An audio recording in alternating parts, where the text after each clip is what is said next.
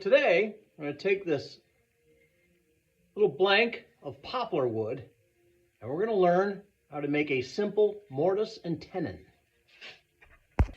The first thing we're going to do is just cut this in half. Now I'm going to use an overhead saw, what they call a radial arm saw, but you can use a chop saw or you can use a tabletop.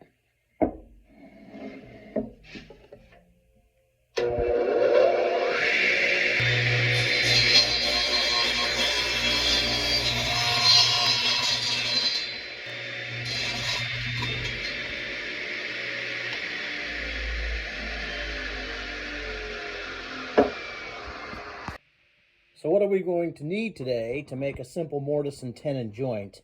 Well, we're going to need a marking awl. You can use a pencil, but a marking awl with a very sharp point is always the best way to strike off an accurate line. I also like to use a paddle bit to clear out excess when we go in to dig out our mortise. And then I like to use a depth gauge. Okay, this gauge or marking gauge can give you a good depth, and you adjust it by raising this forward or backwards to the depth you want. You can also use a ruler with a slide level on it. Here's our two pieces of wood we'll be working with. And then you also want a nice sharp set of chisels to carve out the mortise and to smooth up the tenon as well. So today I want to just make a simple joint. It's going to be a mortise and tenon joint. And it's going to look like this. We're just going to make the shape of a T. And I'm going to use the thinner side, not the fatter side, but the thinner side of each of these pieces of poplar for us to make our joint. And they'll be right dead center to each. So the thinner side of my poplar block is right at 1 inch and 3/4 inches, so 1.75. Now I can divide that in half. I come up with 0.875 or 7/8. And that's one way to find my exact center. But there's actually an easier way. You lay across a straight edge. It can be a ruler, as I'm using in this case.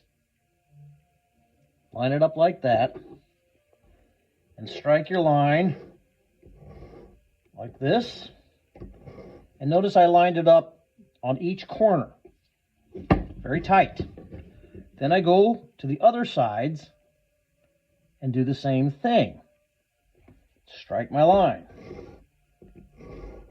Where these two lines intersect is exactly 7/8. Boom. There's the exact center. Then the next thing I'm going to do is I'm going to set my marking gauge right, and I'm talking about your little needle point on your marking gauge. I'm going to set it right in that center hole. Set it, tighten it, and then run it across the, well, down the long side of the piece, and I have created my center line. That's going to be the halfway point for our mortise. Now with my marking gauge already set to the proper depth, I'll come to the edge of my other block and I'm going to strike a line as well, a center line.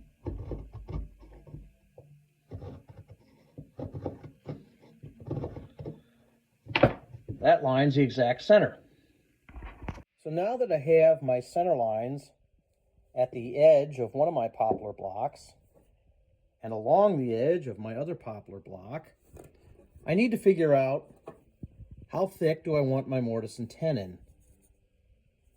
I'll take a ruler, and in this case, I think we're going to make the tenon 1 inch thick. And that way I'll still have plenty of leftover on either edge to cover it. So I place my ruler there, and this is where I'm going to mark it, 1/2 inch on either side of Roman numeral 1. So as you can see, from my center line, I struck off 2 points a 1/2 inch from either side of the center line. I set my marking gauge to the same depth as my awl punches. Now I will strike off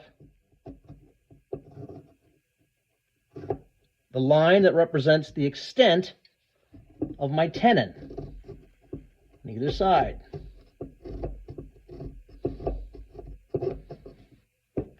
I'm going to do the same on the other block, but this will create the extent of my mortise. That line is exactly the same as the other lines on the opposite piece. Now I've set up the extent of my mortise, which we're digging out, and the tenon, which we're going to expose. I'm also going to want to find the exact center here at the end of the poplar block on which we're going to make our tenon. So I'll do the same technique. I find each opposing corner, strike a line using my sharp pointed awl. Do the same from the opposite side. Right there, where they cross, is the exact center. Right there. Now I have a choice to make. I can make the tenon from this edge all the way down to this edge. This edge all the way down to this edge. I want to make a closed tenon. So I'm going to strike lines here and here so that I have roughly a square in the center. Remember, I already have my depth gauge, my marking gauge, set where I want it to make the ends of the tenon. Again, I'm striking lines here, turn it around, and mark it here. And you have the rough shape of your tenon, which will be a closed tenon. It will not go outside this box. Now, because the distance from my center hole to the bottom or to the top of this tenon is 5/8, I have to make the same mark from here, along the center line of the opposing piece into which we're going to build our mortise.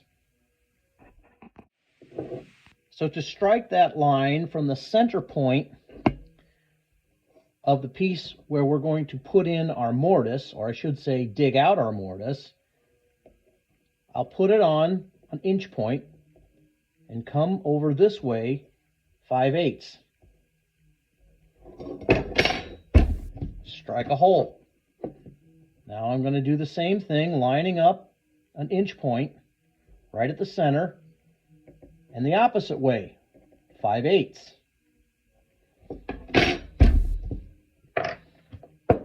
Now my point lines are lining up. Next, I take my square ruler, assembling the square, perfect 90 degrees, lay it down. Here's the center, right? Center hole. But I want to put it right here at the hole that is 5/8 away from the center hole.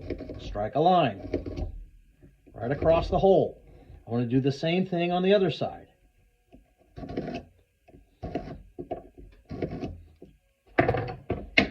Now I have an outline for my tenon that is the same, an outline for the mortise hole that is the same for our tenon.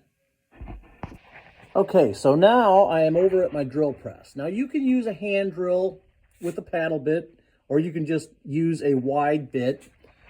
I would say that the drill press probably is a lot easier to control, and it makes it more controllable in terms of your depth and really getting in and cutting out a lot of excess wood. All we're going to do is take this, this is a 3/4 inch wide paddle bit, and I'm going to clear out a lot of stuff that's going to be in here that's just going to make it easier to dig out this tenon. Now here, right here is a point that's 1 inch from the top of the wood down to here, and I've set this paddle bit so that it will not go any further than this mark. Now, I'm all about control in the shop. Anytime you're using a power tool, be sure you use some sort of safety glasses. Do not use gloves on something like this. You can get them caught.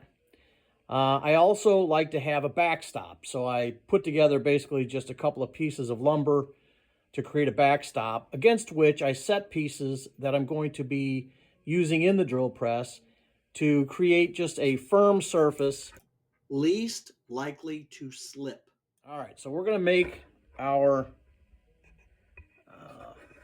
1 inch deep hole using this 3/4 inch paddle bit.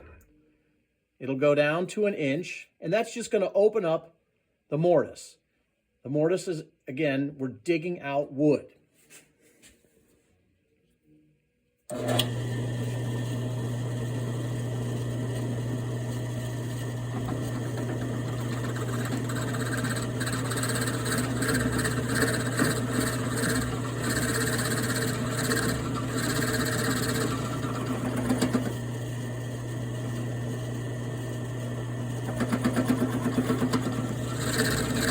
You want to go slow and easy. Pull out any excess. All right. We've reached a depth of 1 inch.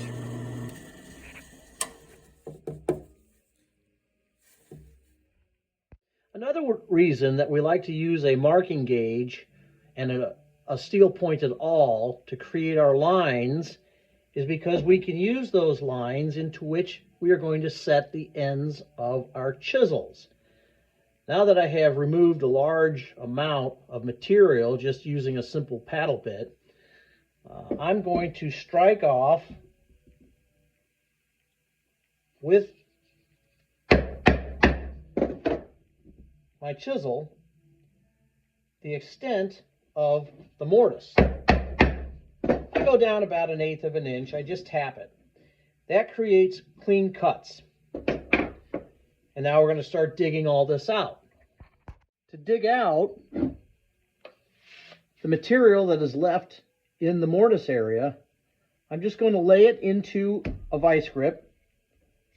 This vice grip has wooden grips, so it's not going to do too much damage to the wood. I put it in really tight, lay in my chisel, and start peeling out excess wood up to the extents of the mortise chamber. And we do that until we dig out the entire hole. Now, as you go deeper into your mortise chamber, you're only going to be able to come in on the sides for so long. Then it's going to get too deep. So what you want to do is you want to tap in along your exposed edge a little further and just kind of whittle that out. Same thing on this side.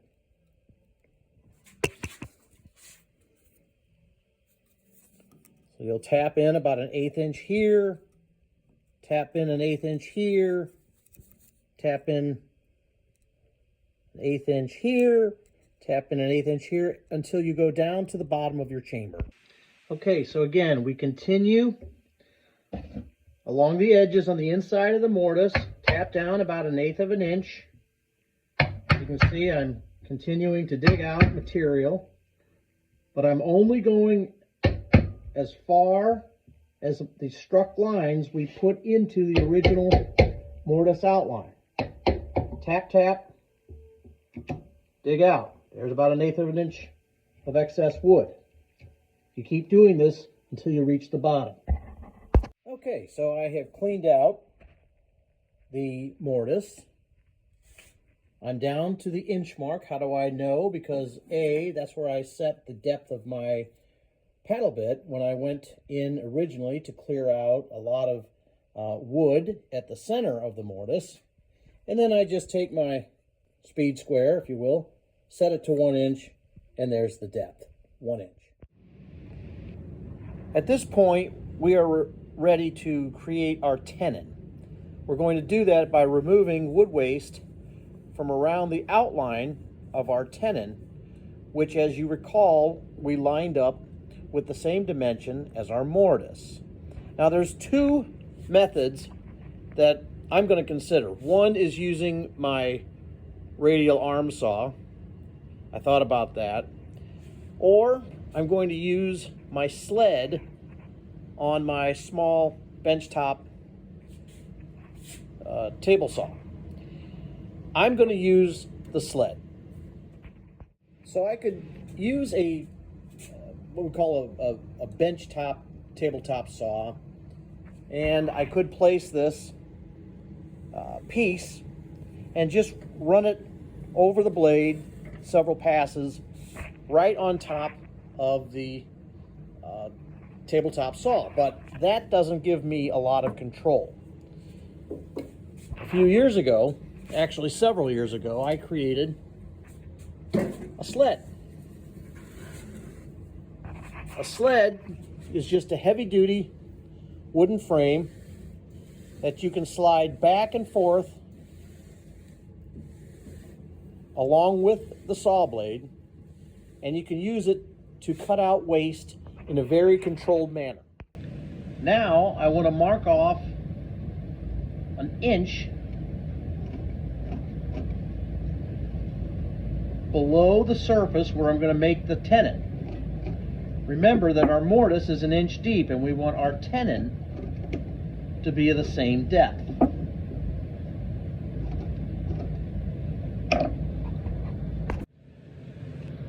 To make sure that I don't go past the 1 inch depth mark, I've added a stop into my sled. It's just a block of wood that I've braced onto the back ledge of my sled, and this creates a firm stop.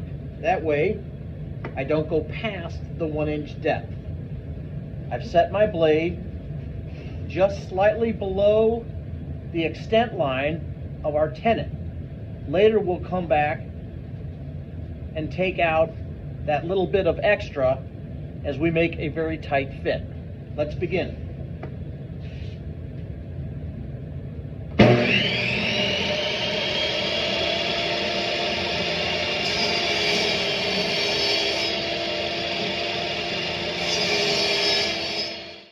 So now we've completed the gross cut of our tenon. And as you can see, it's still much wider and much thicker than the mortise, and that's okay. It's always better to come in a little shy rather than too much.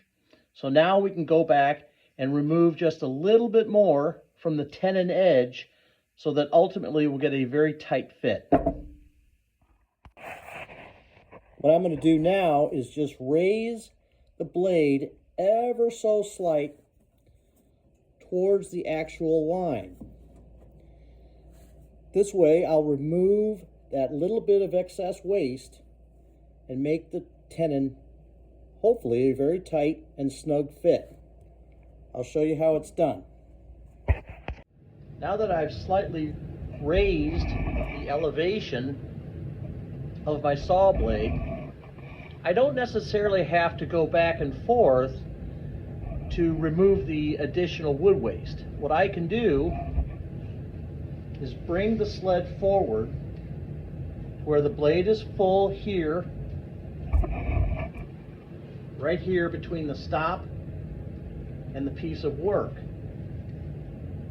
I set the work next to the blade, and then I'm going to push the work across the blade because I'm not taking that much wood out. It'll be fine to push it across the blade, and I'll make a very smooth removal of excess wood.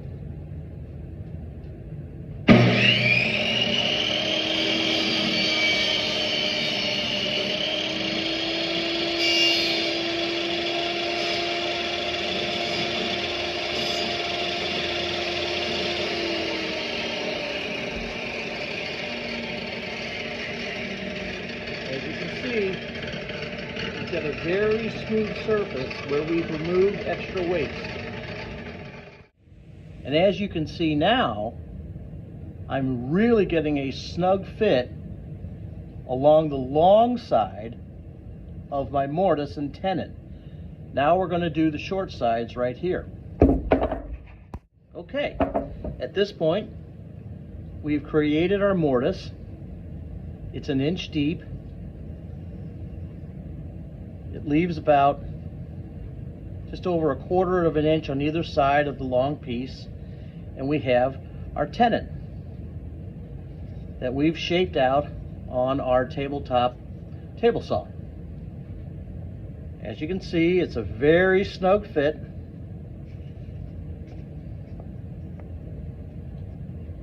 I could shave a little more off, but I don't want to do that. I'd rather take a mallet and pound it in.